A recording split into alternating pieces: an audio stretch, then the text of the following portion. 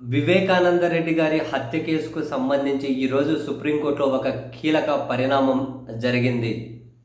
వివేకానంద రెడ్డి గారి హత్య కేసు విచారణ ముగిసిపోయింది అని సిబిఐ సుప్రీంకోర్టు జస్టిస్ సుందరేశన్ ధర్మాసనం ముందు సిబిఐ చెప్పేసింది, ఈ విచారణ అయిపోయింది.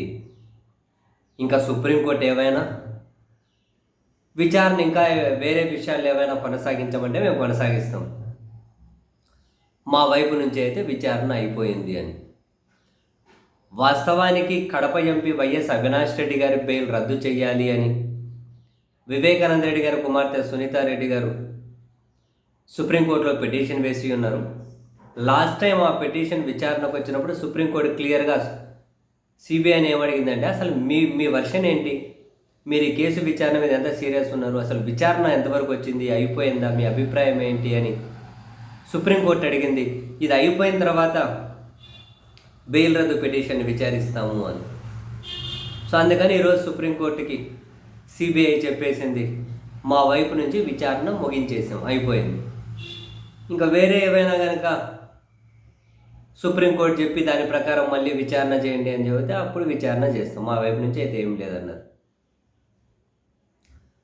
అయితే ఈ క్రమంలో సునీత గారి తరపు న్యాయవాది సిద్ధార్థ లోత్రా వేరే కోర్టు హాల్లో ఉన్నారు కాబట్టి కాసేపు ఇది పాస్ ఓవర్ చేయండి అని చెప్పి ఒక జూనియర్ లాయర్ అడిగారట.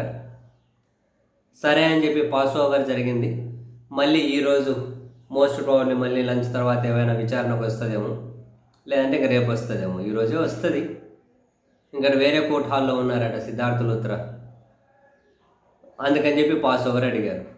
మరి ఇప్పుడు ఇంట్రెస్టింగ్, సుప్రీంకోర్టు ఏం నిర్ణయం తీసుకుంటుంది. సిబిఐ విచారణ ముగిసిపోయింది అన్నది, మరి సుప్రీంకోర్టు ముందు సునీత గారి తరపు న్యాయవాదులు ఏం వాదన వినిపిస్తారు. వాళ్ళకి ఏదో ఒక డైరెక్షన్లో విచారణ కావాలి. అల్టిమేట్గా అవినాష్ రెడ్డి గారిని అంటే తన కేంద్రంగానే విచారణ సాగాలి. ప్రధానంగా వీళ్ళు కోరుకుంటున్నది అదే కదా. మరి ఆ క్రమంలో వాళ్ళేం వాదనలు వినిపిస్తారు, సుప్రీంకోర్టు ఏం నిర్ణయం తీసుకుంటుందో తెలియదు.